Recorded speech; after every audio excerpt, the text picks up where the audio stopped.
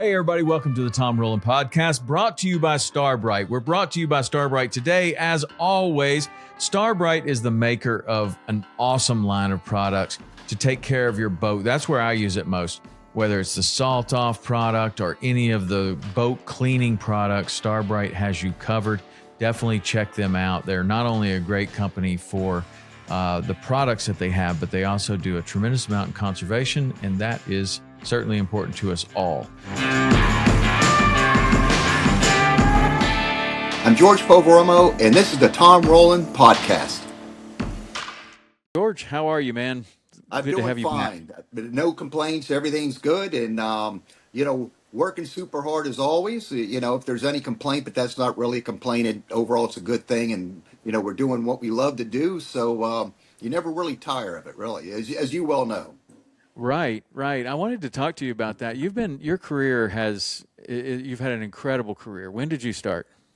Oh, well, as far as the career into this industry, the fishing bug was way, way, way before that, obviously. But my career really began, I'm going to have to turn the hands of time back to, I'm going to say around 1980, 1980, 81. That South Florida, and you probably would remember this, had the Met Fishing Tournament. Yes. Remember the big Metropolitan of Miami fishing tournament, which was huge?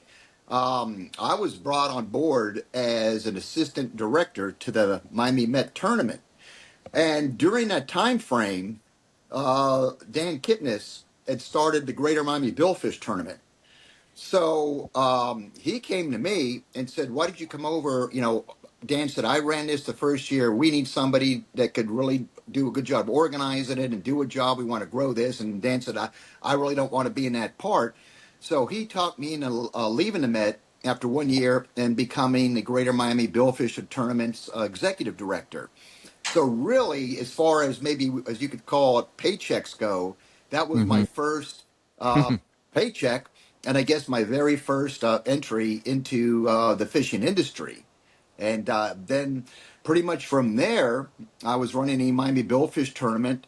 And if you remind me, I have some really good inside details I could share with you about that tournament, but don't let me forget.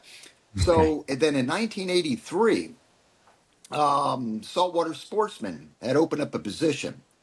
And I had met Barry Gibson, Rip Cunningham, Spider Andresen, Mark Sosin, and the gang on a Mako outdoor riders trip over to Walker's Cay in 1981 because I was asked through Mako to help fish some of these riders. I was not involved in riding then. And I had met Frank Sargent of Outdoor Life and a lot of the big names on this trip. So what transpired, Frank Sargent had known that I did a lot of sail fishing at Palm Beach in the wintertime, and he asked me to write a story. And I said, I don't even know if I could really write because that wasn't really my expertise, nor did I think it would be. So he said, if it's lousy, we won't run it. If it's cleanable, we'll polish it up and run it in Outdoor Life. And my first story I ever sold, believe it or not, was a sailfish piece to Outdoor Life. And back Wow. then you had Outdoor Life, Field and Stream as a big paying outdoor magazines. And so, as I like to say, I got a check for $300 for that story back then. And I thought I was going to retire on it. I said, man, this is pretty good stuff. And then Barry Gibson called me and asked me to write a story for Saltwater shortly after. And then from there, the position opened up in 1983. And then I've been really in the saltwater sportsman capacity since 1983. So those were the beginnings of my actual career into this industry. Wow. And then how did the television start? Well, the television started really, it was a snowball effect from everything else. I had come aboard with Saltwater Sportsman in 1983. And Mark Sosin and I had became very good friends. He took a liking to me. And really, he was an amazing, he was somebody I looked up to. So you have to understand, and where you're at and where I'm at, we're in one wave, that Right. starts coming in the sea. Now, those big names, Mark Sosin, Lefty Cray, and the likes, were always that big wave in front of us that we always aspired to be like. Those we read Right. their articles. Those are the ones that we really learned for and wanted or aspired to be like. And I was fortunate enough that Mark Sosin took a liking to me. And we got along very, very well. And he saw me as a really young guy in the industry, took a liking. And to have him coach me. He was very instrumental in telling me sort of not only really the shortcuts on how this industry work, but he told me in this industry who the good guys are.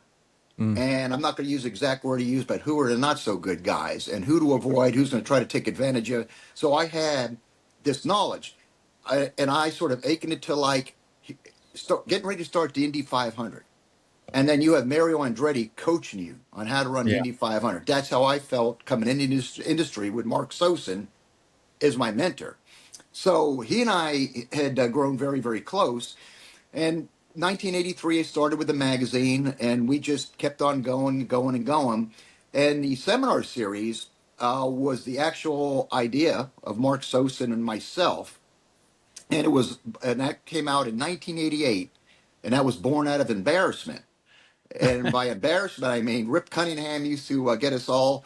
Hey, the Fort Lauderdale Boat Show's coming up, and they asked us to sponsor the seminars at the Fort Lauderdale Boat Show. So he would get Mark Sosin and myself and a few other people to do these clinics. And they were so embarrassing because when the people are at a boat show, it's a different mindset than actually going to a seminar to learn. The boat Right. show, they're interested in eating pretzels, drinking beer, looking at boats, and just moving. They're not used to being Right. stationary.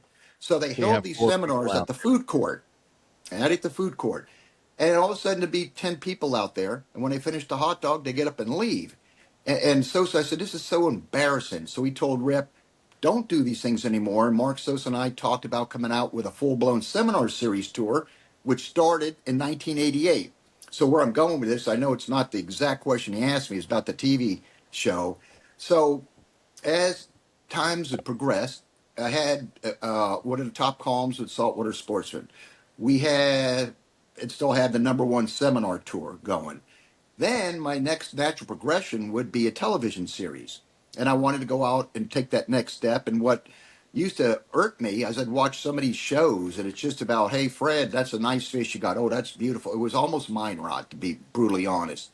And I thought maybe something that would be entertaining, but more of an educational nature that we do in Saltwater Sportsman or that we do at the seminar series, and combine that.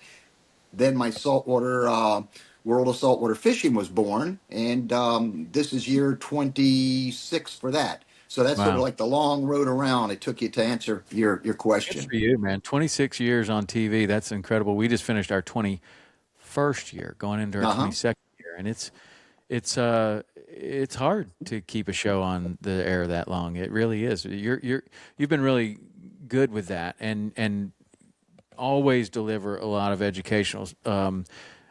educational pieces in your show, which is something Hmm. I've always noticed about that. One of the things that I thought was really interesting about what you just said was that there was one trip. There was that one Mako trip. Do you look back on that as like a real, like, what if you hadn't have taken that trip? Do you think that things would be different, Oh, yeah. or can one meeting with a certain person, can that really change someone's career, someone's life?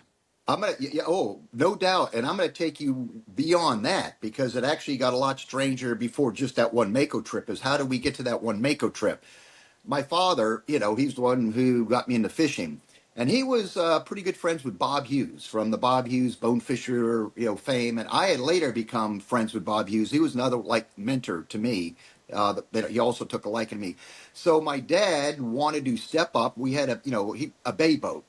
And as a youngster, when you're 16 years old and your dad tells you, just keep this bay boat inside Biscayne Bay, don't sneak out. It's not a seaworthy boat. Of course, you don't listen. You get those calm days, you're out there. And he figured, well, he was, stepping up rather than see me get killed offshore in a bay boat. So he decided we're going to look at a 25-footer Aqua Sport. Bob Hughes was an Aqua Sport dealer, was one of the big Aqua Sport dealers in the time. And I was reading Florida Sportsman magazine and Saltwater Sportsman magazine. I would see the ads, and I would see the ads for Mako, and I would see all the and Mako had just really serious fishing type ads that really grabbed my attention. And I said, let's look at the Makos. And he said, no, we're not going to get, but we could get a good deal with Bob Hughes. And it's another thing I always joke about. Here you are arguing with your dad who wants to buy a 25-footer, and you're arguing with him which one to go with. Finally, I wore him down to look at a Mako 23, which was a 1977, and he bought it. And then 2 years later, he bought a 1979 25 footer when they started coming out with the 25s. And I started fishing the Mako owner tournaments back then and fished that for several years. It did really well. And through those Mako tournaments, I met Bill Monroe, who was their marketing person for Mako and ran the events. And he saw that we did very well. So he had asked me in 1981, would you come over to Walker's Cay and help fish some of the riders, which I did. So going back, if my dad had bought an Aqua Sport instead of Mako, I wouldn't be talking to you now. So how crazy this whole thing could get, and who you may meet, or one left turn and one right turn might Yeah. put you in the position you wanted to be in. Yeah. Do you think that when you look back at, since that trip, and do you have any other kind of a trip or a meeting or something like that was a super big deal in your career, or was that the biggest one? Well, that was definitely the major pivoting point, because it was that Mako connection and the Ryder connection and meeting Barry Gibson and everybody there. Like I said, if we didn't get the Mako, I wouldn't be here. But the other humorous one, which the late great Barry Gibson, he had her Saltwater Sportsman, had always said, when a position opened up in Saltwater Sportsman, and they were based out of Boston. So he said, hey, we have a position opening up. And he said, would you be interested in this? If you are, we'll fly you up to Boston. We'll put you up, and we're going to have a meeting and see if you'd be interested in coming to work with us. And so I'm thinking, my gosh, you're going to Saltwater Sportsman magazine. This was huge. So, of course, I accepted the meeting, and they got me a ticket, and they were at 280 Summer Street in Boston at the time.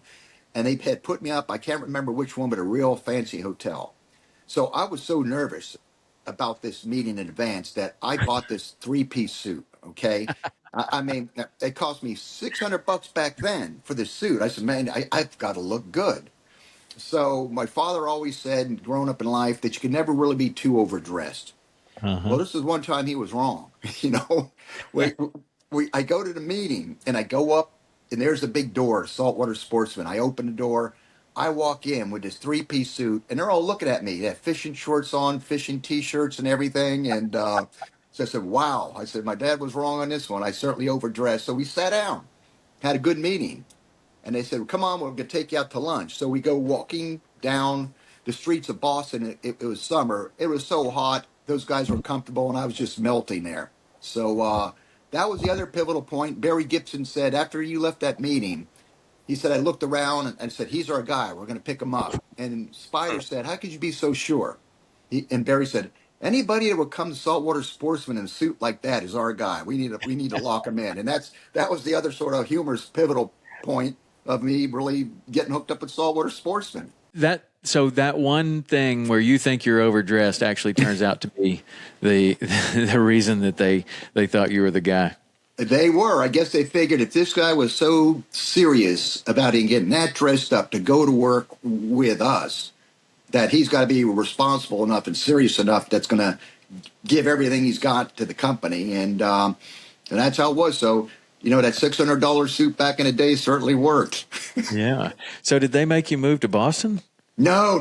I would not do that. That was another important tip that Mark Sosin gave me.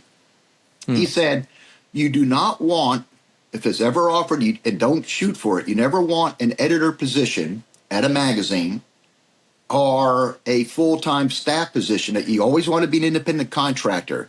And he says your name is going to be your calling card throughout this industry. Because what happens, the magazine could get, super, super popular, as Saltwater Sportsman always was. He said, but then what happens, they get bought out. Oh. Then the new company puts all their friends in, and they eliminate everybody. And the editors, the in-house editors, they have a name and a reputation, but they're not out there where the industry really knows them. Whereas if you're always an independent contractor and you do well for them, you're always going to stay on, but you would have built up your name across that industry, and your name is your calling card. So he says the magazine is the avenue to keep your name out there and market yourself where everybody within the industry knows you, out of the industry will know you. So you could start these other projects, which would be more lucrative than, say, a writing position for a magazine. And that was one thing he taught me early. He says, don't ever accept an in-house position, build your own name up, and things could spin off, and you can make the money on the other things outside of the magazine. Or in addition that's interesting because today you see private equity buying things, and there's big changes with private equity, and that whole scenario that you say happens quite often now. That somebody else moves in, they bring in a whole new crew, and but it's interesting that Mark Sosin would have seen that back then enough. Oh, he was the best. To give you the advice, though. So he must have seen that a couple of times where a magazine was bought or something like that, or a newspaper probably even too, was bought, and then he knew that right away. He knew that from day one, and that's how he built his his television series up from there. And then again, we partnered with the seminar series and had that going. And another funny thing related to that, in the beginning, when Sosin and I were partners with the seminar, Saltwater, which today still is the executive sponsor, it's called the Saltwater Sportsman Seminar Series. But in actuality, Sosin and I owned a seminar back then. Mark retired after 10 years of the seminar, so I bought his half out. And so I today still own a seminar series. Saltwater Sportsman's the title sponsor. But in the early days, he and I would sell the sponsors because he had a big name in the industry, as you well know. And I was the upcomer in there, and I was getting well known with a lot of manufacturers. So he and I sold the sponsorships to the seminars, which made them successful. And then one time, I guess we were so good at selling that I had recruited Sperry Topsider. And they liked the idea of that grassroots seminar, and they signed on. So we told the magazine, hey, we got Sperry Topsider. Well, I got a call from an irate sales rep from who had the new Northeast New England accounts that Sperry was an account. And he's all upset. Congratulations. And he's all upset. You actually got in and you got Sperry. That was my account. I was working on Sperry for 2 years. I couldn't get in anything on him. And you go in and you steal that account from out from under me. So what are you talking about? We're just, knocking on doors and calling potential sponsors. And so I told Mark, I said, we've got him this rep all upset. And he's yelling that he spent 2 years working on his account. And then I went there and took it. And Mark says, if that guy spent 2 years working on an account and he couldn't get anywhere, he was not that good of a salesperson. So what happened then, the rep said, okay, to avoid conflict, what do you need to run the seminar? We will give you X amount of dollars. We will retain the selling sponsorship of the seminar series. This way, if we only sell one sponsor, you're going to get X amount of money to produce the tour. If we sell 200 sponsors, we could get the over and above, and which was a good deal because then we didn't have to go out and work with sponsors for the tour. We knew we had a set amount to work with.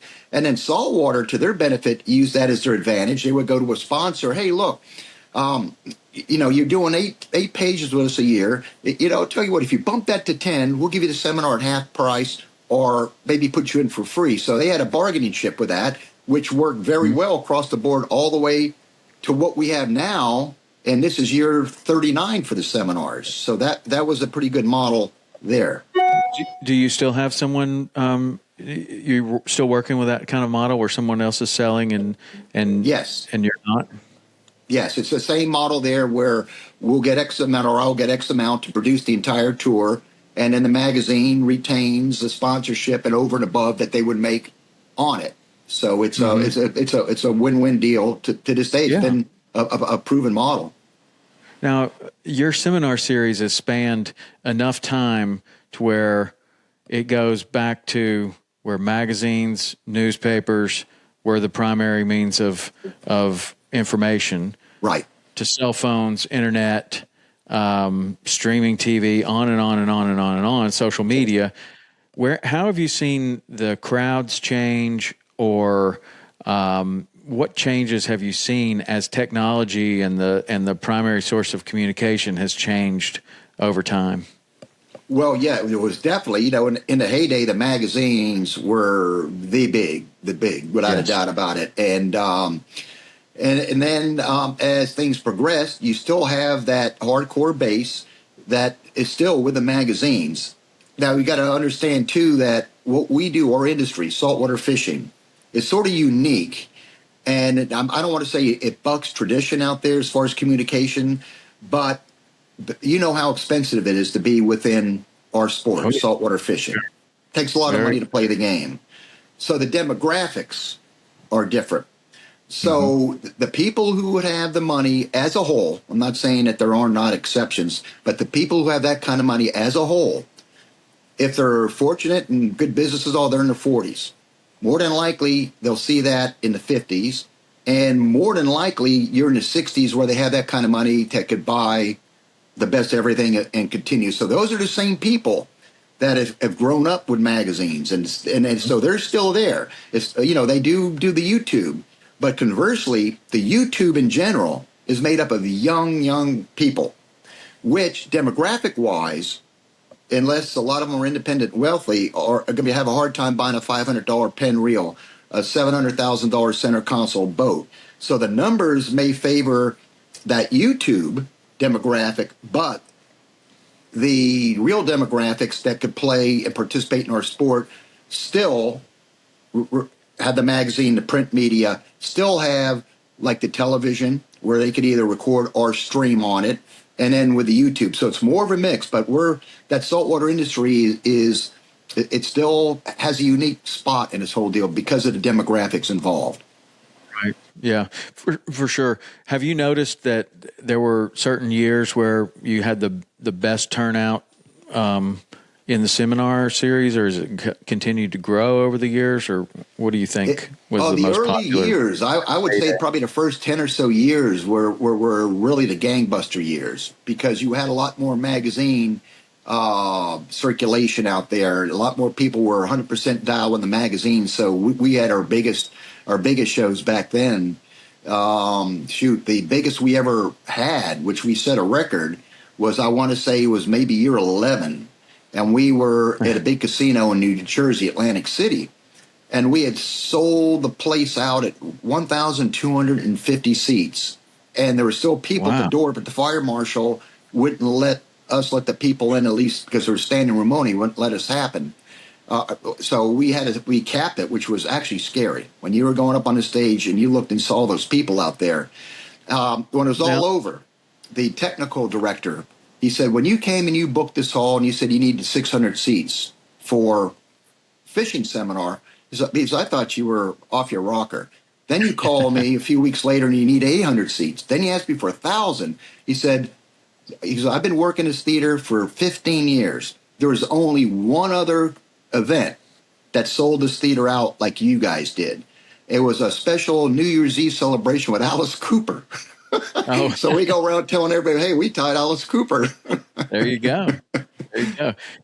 I think it's funny that you said that it was scary to step up there on a stage with 1,000 people out there.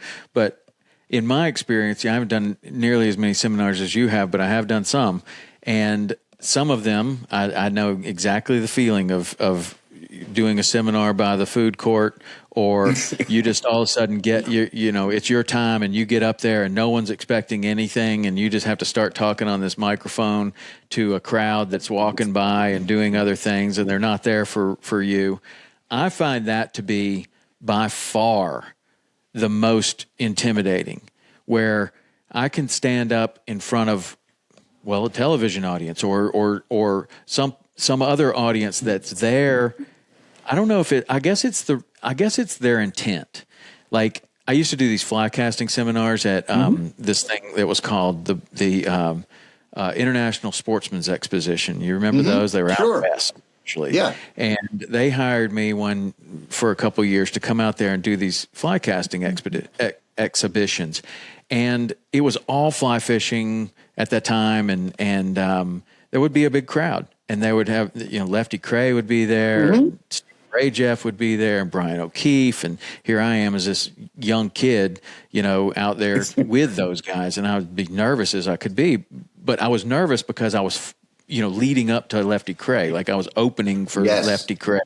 Very, very intimidating as a young person, but the crowd was there to see fly fishing and fly casting, and I could stand up in front of that crowd and not have butterflies in my stomach the same way that I would if I were to walk out there first and no one's expecting this thing to start for another 30 minutes and you have to warm up the crowd.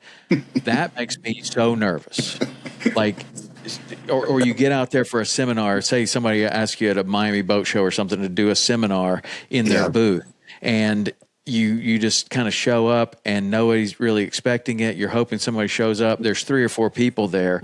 That is what makes me the most nervous, as opposed to the big crowd. What about you? Which one would you? Well, I remember, again, going back to the initial seminar series, and the first year we brought this out, okay, Mark Sosin, big headliner. He was the biggie. Lefty Craig did a number of events with us, too, who had come in there. And then you have Rip Cunningham from Saltwater Sportsman. So I remember the very first one, it was in Orlando at the Tupperware Convention Center. So I remember this, we had 711 people, because I remember 7-Eleven, like the store. Yeah. So, and I had to go out and open and say, welcome everybody there, and tell them all about the seminars, and let's bring on my co-host, Mark Sosin. So I'm looking at outside that drake behind the stage, I'm looking at all these people, and I am scared to death. And, you know, because you're the newcomer. You know, you have, like you just said, I have Sosin on, and I have Lefty Craig. I have Rip Cunningham, you know, the big happening headliners of their day, the legends, I should really call them. And here I am, then sort of a newcomer, getting ready to go out there and mix it up with them. So I had to go out there, and I just sucked it up. And then all of a sudden, something takes over. That fear, you still have it, but it turns to be more constructive. And then you sort of feed off the crowd a little bit, and you could see how they are. And then, so those early ones were pretty terrifying. I know what you meant, but going compared to like TV, it's great. Love what I do, but there's something about going out with a big crowd now that you just feed off of, and you really like it. And I like that personal exchange that we have. It's really hard to place. It's more of a personal communication type of a deal that, you know, you get used to. But initially, man, it was scary. Yeah. We've had, you know, so many changes now with just different technology of like Zoom and webinars and other things that make it very, very easy to put a course out there, or to put, you know, some information out there to where someone, you know, people from around the world can be watching it on their computer, but no one's together. And I do believe that the more that we move in that direction, the more that there will be a longing towards in-person events and back in person. I feel like your seminar series is a great example of that. Like I believe that the courses will still sell really well, and more people will be ingesting saltwater fishing content, how to learn, trying to learn in every way. But I still believe that they will be going to the in-person events. There's no doubt about it, and that's, like you said, that's something that we're really missing, or the industry's missing. We've stuck with it. And a little twist for this year, which is year 39 for seminar, we're actually a televised event for this year. Our series will start beginning to air in April. Now, how that transpired, when COVID came around, we figured, man, well, we're going to take a year off.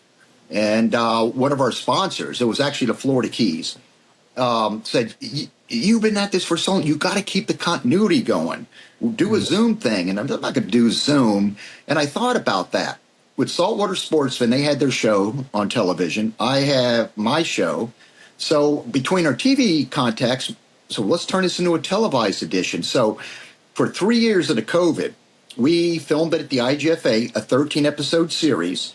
And Saltwater Sportsman was shocked, as were some of our sponsors, when we get the ratings back from the networks. We were hitting about a little over 1 million household viewers per series a year. And so we did the televised version for 3 years. So 2024 went back on the road. 2025 last year went back on the road. And a number of our sponsors are saying, when are you guys going to do the TV again? We love the TV. We hit so many more people out there that are in different states that would never make it to the seminars, but they have heard about it, that they would tune in, and we get a much broader reach. So we had discussions at the magazine, so we decided, okay, let's sort of figure out how we could do not a hybrid, but let's make both factions of the sponsor camp happy, because a lot of the sponsors love the interaction. of the grassroots approach. So 2026, we start airing in April. We film these at the IGFA in January. Then next year is the 40-year anniversary tour for the seminar. We're going to go back on the road with our normal 8-stop tour. They have a lot of festive things planned to reel in that 40-year anniversary. We might shoot somebody out of a cannon during intermission. If you want to volunteer, we'll launch you. No, thank you. But yeah. I'd be better at maybe catching the person getting launched out of the cannon. I don't want to be the one going in through the air.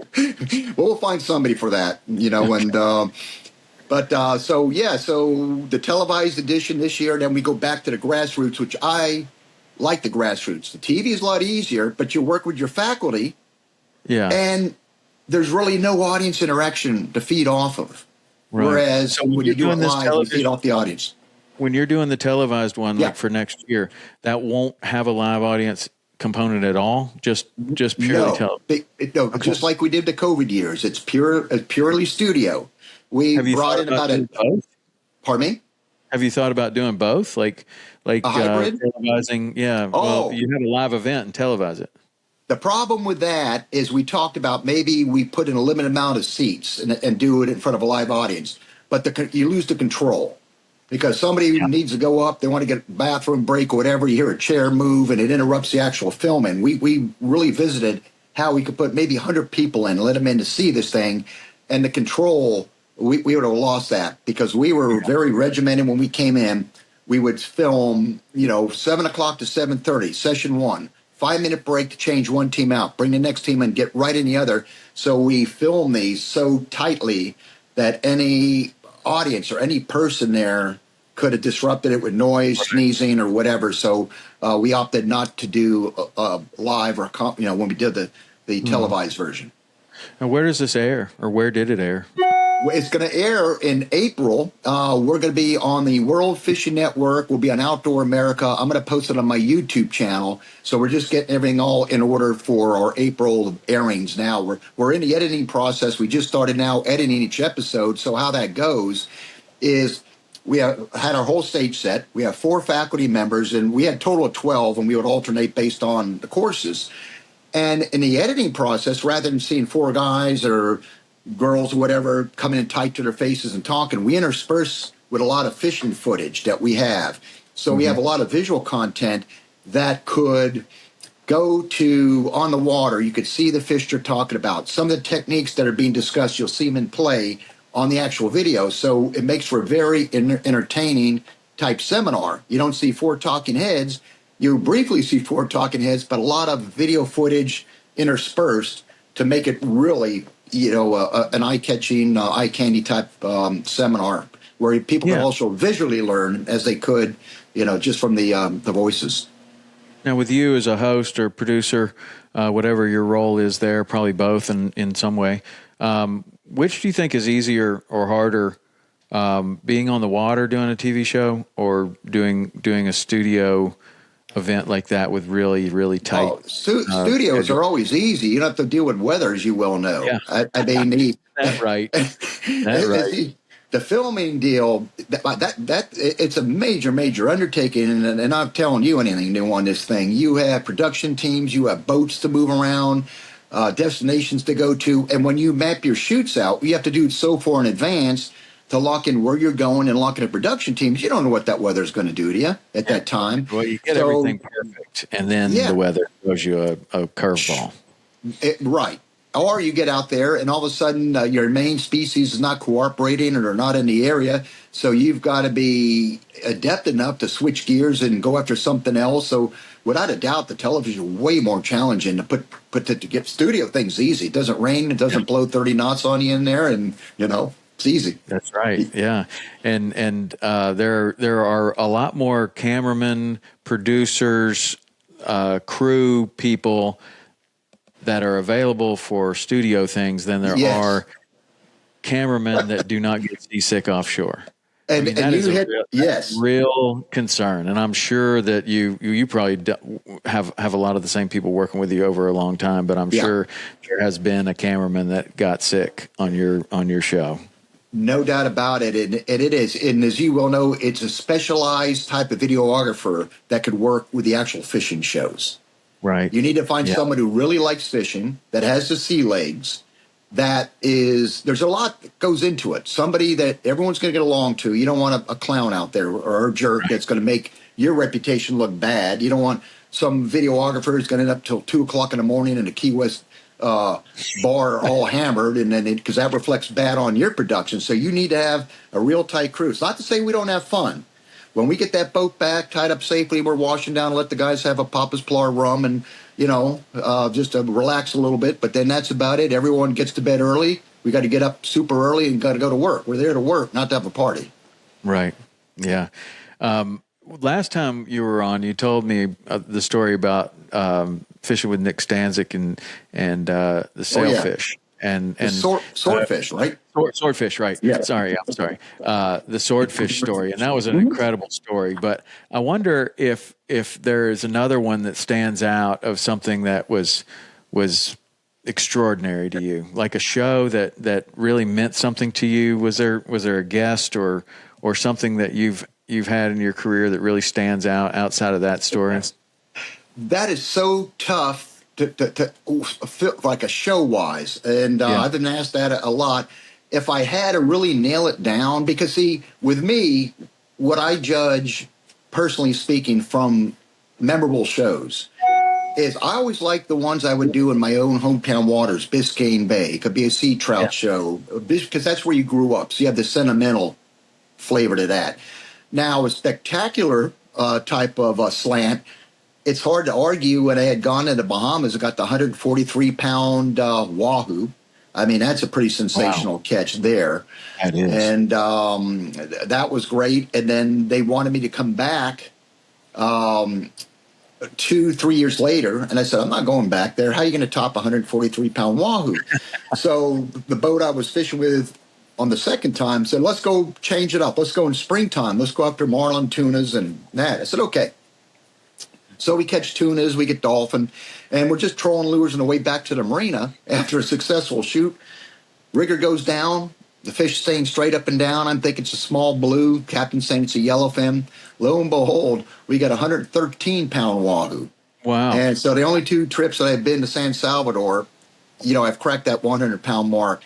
So I think that's pretty, spectacular as far as that goes. And there's been wonderful trips. We've done blue marlin episode out of Brazil where we raised 10 blues a day down there. That's spectacular. There's so many. That's a hard one for me to answer.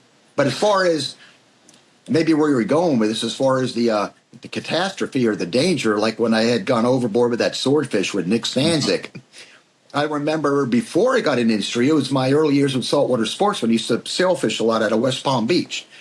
And here we go in the morning, got the kites up on my center console, and a sailfish eats a close bait. I come tight, it starts launching, starts running towards the boat, no big deal. You're just trying to keep pace and not throw slack in the line. Well, the boat just happened to be in the way. That sailfish launched into the air, and it's coming down. I'm looking up at it. I turn to run. The sailfish comes down bill first into my right butt cheek. I go down and hit the deck. Now the sailfish is flopping and beating the heck out of me on the deck and goes overboard.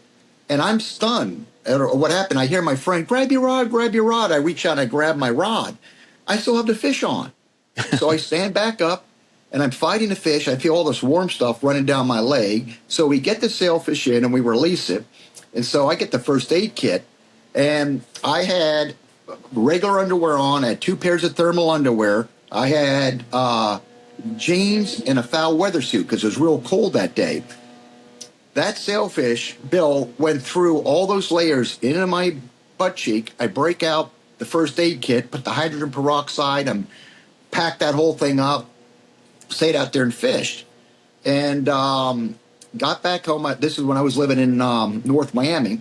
Trailered the boat all the way back. And then I shower up, have dinner, jump in a bed. My wife and I are watching the Tonight Show, whatever was on. And all of a sudden, it was like somebody took a flamethrower to my right cheek. Wow. And she said, what happened? I told her, she says, you need to get to the hospital. Look at that. So we go to the hospital. Doctor comes in. He said, what happened to you? And I told him, he says, how long ago did this happen? I told him, he said, are you crazy? why did you stay out there? I said, because we got 4 more sailfish. He said, you know the bacteria content they have on their bills that you get blood poisoning? Anyway, he had to clean it out, gave me several stitches. And Saltwater did a little cartoon about that, what happened. So that was a pretty weird deal. And if you take that scar that I have on my right cheek and put a string to it and come around in the front, if I didn't turn and get at least halfway to get out of the way, that would have been a direct bullseye here. I might have been talking to you in a much different tone than I am now. but my freaking career ended. I could be identified now. Yeah. These days, you get that fish poisoning and other MRSA and other things. Yeah. That can be really, really bad. And it seems like some years it's way worse than others. You read about many things happening. I had a mutton snapper that was just big enough for me to think that I could get my hand around it like that. Like it was a small mutton snapper. And so instead of like holding it under like you would a big one or putting your arm on it like this and taking the hook out, I thought that I could get it like this. And the first spine hit me right in in this joint right here, just a little bit. I mean, just a little bit, just enough for you to be like, you know. And I took the thing off, and my hand, it was kind of burning, and I felt like, I think maybe a spine broke off in my finger, and by the end of the day, my hand started getting like hard to open and close. Ooh. And so I fished with several doctors in Fort Lauderdale. One of them was a spinal surgeon, and I called him and I was like, "Hey, man, I don't know what happened. I think I might have a little fish spine in here or something, but never had a problem like this where it just burns like this." And he said, "You got something bad. You got to cancel your trip tomorrow and come up here, be up here at 7:00 in the morning." And he said, "I'll get you in with a hand specialist." And so he had me all set up, and I went up there. And by the morning, my hand was like locked in kind of like this. And so I go up there, cancel my trip. It's first and only fishing trip I think I've ever canceled with a paying guest. I was just like, I can't do this. I've got to go to the hospital. And so the guy said he was going to cut my hand open in 3 different places, irrigate it, and then put me on IV antibiotics and all this other stuff. And this is my right hand. I mean, and I'm right-handed. So, and I'm a professional fishing guide. So there's a lot of problems here. So I said, or like, what is the alternative here? And he said, man, I can put you on this super strong antibiotic. And back then it was called Cipro was the one. And that stuff's supposed to kill anything. He said, you can try this. And if it is not significantly better tomorrow, we're going to operate on your hand. Ooh. And this is all from one little fish spine. You've had a million of them in your life, and this is one little thing, and it didn't even go in that deep, but there was some sort of bacteria on it that was really, really bad, and luckily that antibiotic did the trick, and I didn't have to do that. But you hear stories about that, like somebody gets a scrape and they're in a lake or they're on the ocean or something and they scrape their leg on something, and the next thing you know, they've got this wicked bacteria shooting through their body. And I can't make heads or tails of it, of what exactly that is, what causes it, how you would even know whether the water, I mean, sometimes you look at an old swamp or something, you're like, boy, I wouldn't want to get a cut in there. But some of these places are, I mean, I was out at the Marquesas. Like, this is beautiful. Really? That's pure water down there. Clear water, everything. And, all the fish that you get spined by in your career. I mean, it happens all the time, right? You get a little, even if you're like using pinfish for bait, one hits you every now and then. And of all the spines, that's the only one that's ever happened to me. But I think it happens to other people, and I wish I could give someone advice on how to avoid that, but I don't know. I think some fish have it and some fish don't.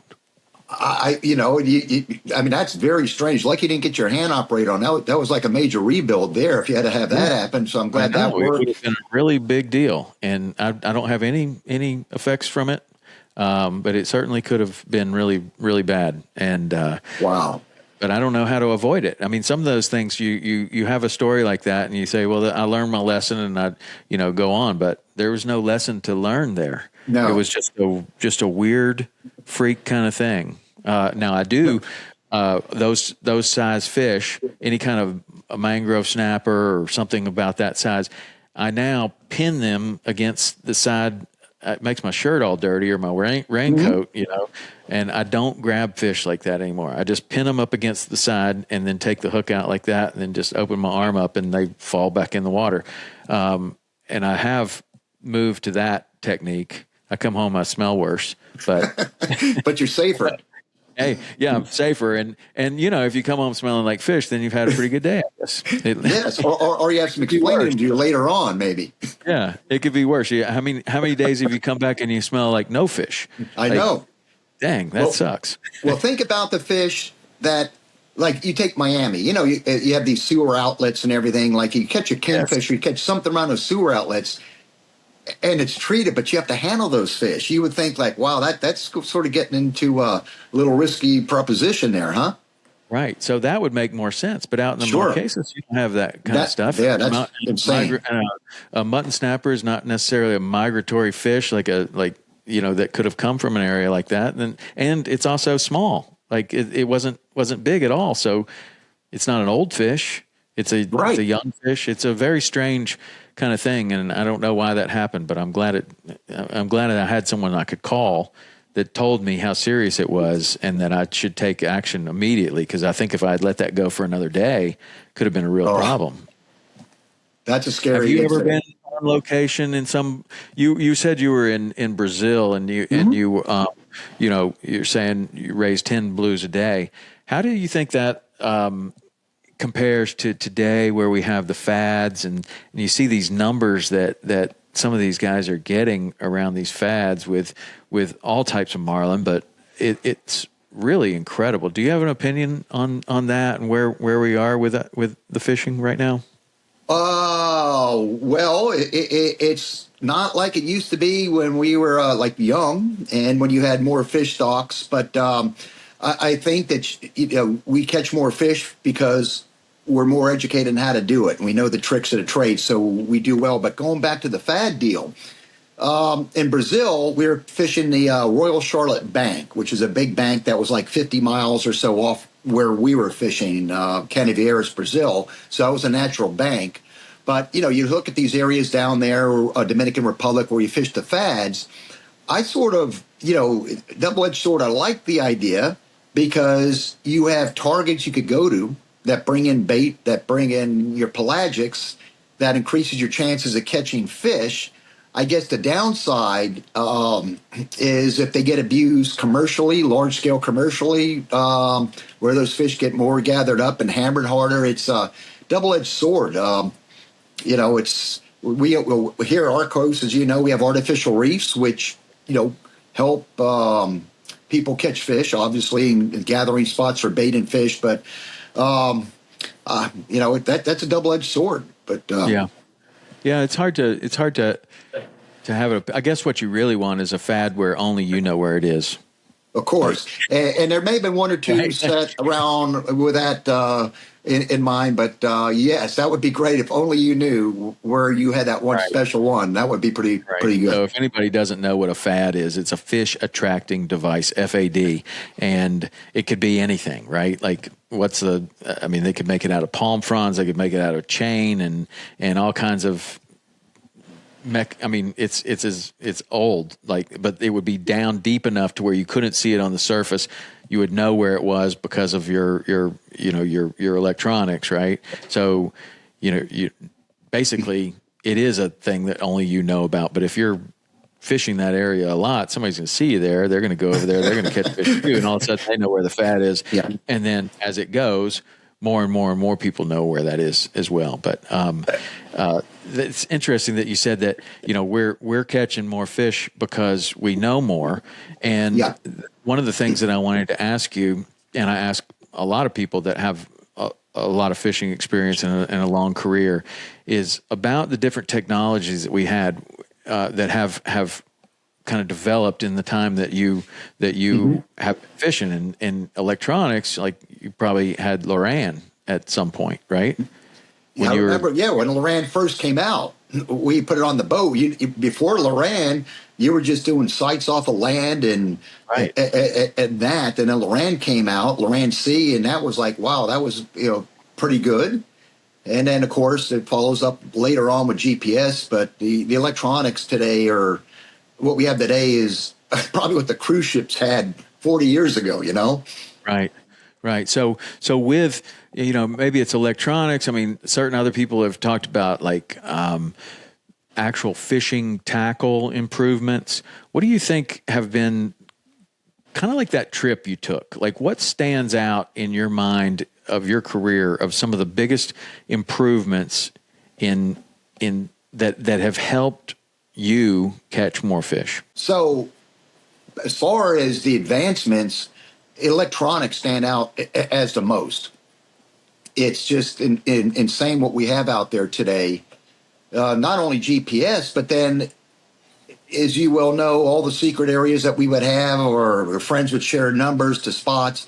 Now you get like these high definition bathymetric charts that show you every nook and cranny along the bottom. You could just study that and see where the rocks are, the piles are, any depressions, and you put the cursor and you run right to them now. So that almost throws a lot of those hot spots with GPS out of the question, because you have that.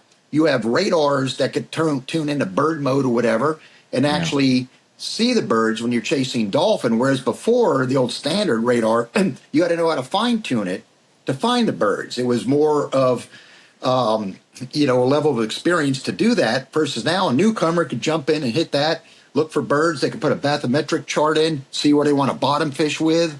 It's become so easy in the sonars that we have now. But you still need to know the subtleties involved to really put together a good day. You could give everybody a lot of this information and they'll score, they'll do okay. But it's still the subtleties of how to fish an area, what that moon phase or what the currents may be doing. If you're marking fish you're not hitting, know enough to scale down with try or gamble with super light leaders or small hooks. So there's a lot to it that you can't rule out experience, because the experience, as I mentioned, helps us catch a lot more fish as we're doing now, as we're more experienced, than back in the day when you had more fish and used to catch. Somebody had asked me that, how I saw the fish populations over the decades, and we all know that they get less and less and less, but fortunately we have good conservation rules that keep some at sustainable levels. And I said it's all generational what a good day is now. I remember growing up, my father and his friends, they'd go out and all of a sudden the kingfish would be running. And remember, they would have a garbage pail and they loaded them up with kingfish because you could. Or when the dolphin were running, you put 50 of them in the boat because you could. That was the mindset back then. So when I started doing it on my own, 16, 17, 18, you'd hit those really good days and you put 30 some in the boat and this and that. And you look at what we get out there today, when you hit a big school of fish, where if you wanted to bail 50, if you wanted it, which you wouldn't, you don't see those numbers like you did past then. So whereas my father in his day would say, man, you get 60, 70 dolphin days. Whereas from my age, say 16 to my mid-20s, man, good day, man, we got 30, 35 dolphin in the boat. You talk to somebody today, oh man, we did good. We got about 8, or we got 10 dolphin out today. So mentally, and it's generational, where they think today you could go out, if you get a dozen dolphin, wow, it's been a good day. So it's a mindset and a generation kind of thing.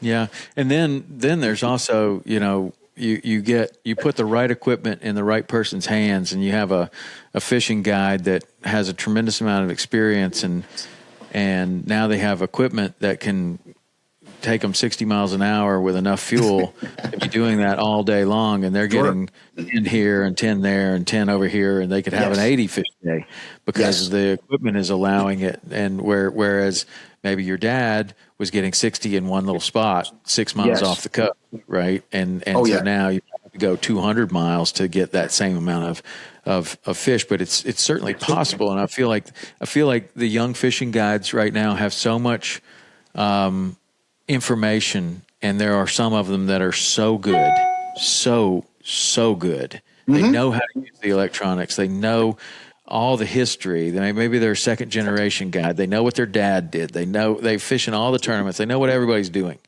And then they also have the equipment and the fuel and the range to be able to just do whatever there is, whatever they want. That to me is a real big change. Boat technology and just fuel, like the amount of fuel that we can carry and the range that you can go. That's a big change. And I agree with you. That's another component. Going back, one of my dad's favorite spots to fish, the Marquesas, the rock piles. Yeah. He would drag me out as a young kid, and he just loved that spot. But back when I was a young kid, you didn't have really the fuel capacities to run. You didn't have the speed back then. We used to go out and fish, and then overnight, and then fish the next day because you didn't have the fuel or really the speed to do a lot of stuff. Now you look at the boats where you got the high horsepower outboards, the fuel capacity, like you said, where the dry Tortugas used to be like the far off, distant horizon. And now that's a regular day trip to a lot of boats. I've done that trip in a day. Fort Myers, right? Like that's a day trip from Fort Myers, not even Key West. Like people go there from way north in Florida. It's incredible. Yeah. And so you even look beyond the Tortugas now. So all those final frontiers, as they used to be called, are no longer final. A lot of boats are getting out there now. And one thing that I sort of fear is when they sort of get to those areas and those fisheries sort of get abused in a good, in a bad way, I should say. And I just fear that those really untapped waters are now being tapped. You just wish a little bit more conservation would rule to preserve the fisheries in there, because there are some that go there and they abuse it. And you probably know or seen pictures of who they may be and what's going to happen. And they keep putting them on social media. They keep putting that stuff out there. They're going to shut those areas down and ruin it for all of us. And I just think you have to have a conservation mindset.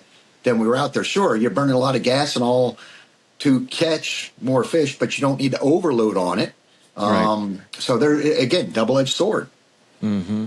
Another thing that threatens use, I think, in places that we go and where we can go is the sharks. Right now, sharks. Yes, big time. I would love to get your opinion on the state of the sharks. Let's just keep it to South Florida. Okay. What have you seen? What do you see? What do you think the state of the shark? It's overbearing is what had happened. And those sharks, I guess we've had protected them so much over those decades. They're an apex predator. So really, other than man, there's really no other animal or species above them that could keep them under control. And they're pretty intelligent. They pick up on boat sounds. They know what equates to food. When a boat shuts down over an area, they're going to hang around the wrecks. It's just been overwhelming to, for example, some of the humps out of the Florida Keys used to catch these blackfins on light tackle and have sport with them. You can't do that now. You try to even heavy tackle to horse them in with a lot of these sharks. They have to do something. And I don't know what it is. I always like to say they should have a limited commercial reentry on these species. I'm not talking about the great pelagics like the tiger sharks or the great hammerhead. I don't think are the ones that are causing the issues. But when I say limited commercial reentry, I think it's almost like, again, double-edged sword, limited hook and line. You don't want to open up to long lines to come back for the sharks, because then that would open the door to the longliners coming back. Well, hey, you're allowing it for the sharks, so why can't we do it for swordfish? Plus, when you do these long lines on the reef, you're going to catch some black grouper and other species on them too. So it's how do you do a limited commercial reentry to thin them down somehow, some way? That's the thing. And I think you talk to some commercial shark that used to commercial shark fish, they don't do it anymore, so there's not a market. But you could create a market for that. You could create a market for anything today. And if they created that market, then you had more people rod and reel or hook and line. But there's so many of them, I don't know if that would do it. So, Right. but we have a big problem. And as far as conservation goes, when you're fighting a bottom fish that may be below the minimum length, boom, it'll get eaten by a shark maybe, or even if you get a nice one. So think of how many fish you lose to shark predation. And that sort of goes against the conservation issue there too. It's a problem. It's problematic. I never remember ever seeing so many sharks off our waters. Well, that was the next question is, when you're a kid, you're going out to the Marquesas, you're fishing with your dad out there. How many of those fish are getting eaten by a shark back then? Yeah. Or out front here, every now and then, if you wanted to cool down, I wouldn't do it because I don't get out of a boat voluntarily. But other than that one time with the swordfish, that was involuntarily. But you get a friend or two. Hey, let me just jump in and cool off. Back in the day, you let them swim out there in the stream for a little bit, and get them back in a boat. You wouldn't dare do that now. Right. Yeah. It's. I mean, I can remember I had my dad down one time when I was kind of learning the Keys, and he had a barracuda attacked by a shark, and that used to happen every now and then. But it's still a story that he tells of, wow, do you remember when that happened? And it stands out because it was fairly rare. It would happen if you were in the right area or if there were a lot of sharks around, but it wasn't like it happened every third fish, like in sometimes when you're fishing in the Everglades or something. I mean, that is it's gotten so bad in certain places that you just can't even fish there. I'll go one more on that while you're holding that thought.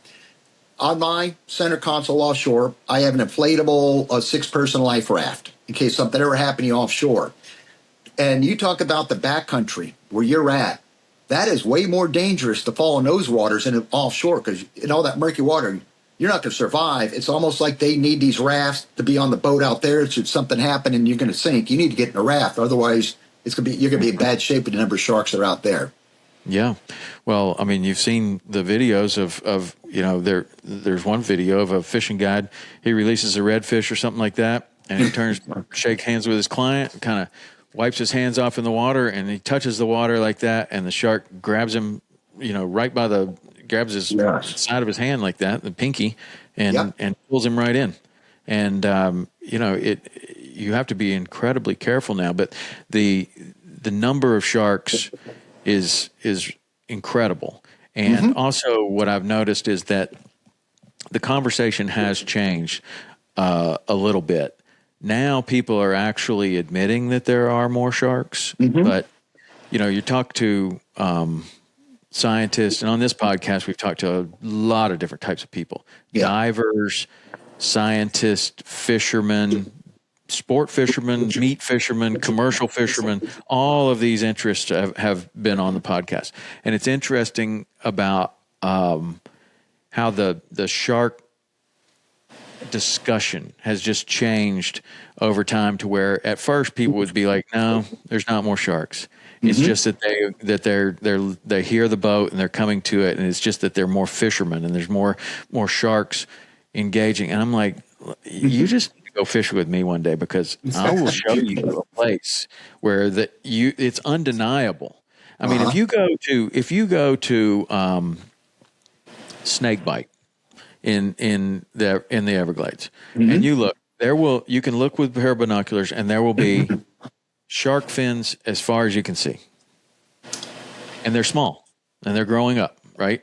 And I remember it wasn't that long ago where you always see sharks up there. Like that is it's a nursery, right? It's a very, very healthy nursery, and it's a very important place. And there's always small sharks up there.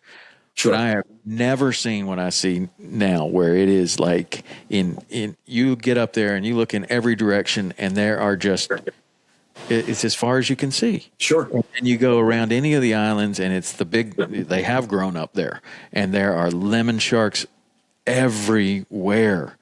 But at least the conversation has changed a little bit to being like, okay, sharks are not in I guess it is possible that they could be in a worldwide decline. The numbers of sharks have come down worldwide, but that doesn't mean that there can't be a giant explosion in certain areas. I agree. For other sharks. Agreed. Agreed. But at least people are starting to recognize that. And for a while, when I started first noticing the shark issue and talking to people about it, there was a lot of resistance to the fact that there could be more sharks than ever, or more sharks than last year, or more sharks than 10 years ago. People just would not acknowledge that. Now, fishermen would. The people that are out there fishing would do that, but it was not universally accepted through other activities, I guess. And now I think it is. And there are some. So, do you know anything about the Shark Act? No, what is that? Well, it's I had Congressman Rob Whitman on the podcast, and he has introduced a bill that is called the Shark Act, and it is supposed to study interactions between sharks and humans. Now, Rob Whitman is a big-time fisherman, loves fishing. Just like when I interviewed him on this, it looked just like your office. He had tuna behind him. He had all kinds of fishing mounts behind him. He is a fisherman, and he claims that this is supposed to benefit fishermen. And one of my main questions was, is this in any way going to keep us from going to certain areas? And he said no. But that's my fear of something like that, is that you say we want to decrease human shark interactions. So the easiest way to do that is just say, well, you can't go over here where there's a lot of interactions. I don't agree with that. I don't either. That is the hill I will die on, is that is access. Now you can change the limits. You can tell us that you can't even fish for this species anymore. That's fine. But we need to be able to go there. Sure. That reducing access or eliminating access or just saying you just can't go here anymore. That to me that's a really tough one, because so many times that I've seen things close like that, they've never reopened. Exactly. 100%. They say they're reopen, but they don't. Nope, never. So I'm with you in that for sure. Yeah. Well, George, when you look at what we talked about, a couple of things, technology changes, and we've talked about some gear changes and things like that. There's another one that's kind of simmering under the surface, and I think that we're at a real crossroads this year as far as AI. And when you look at AI in terms of how it will affect the world, start with a fishing perspective. Do you think that AI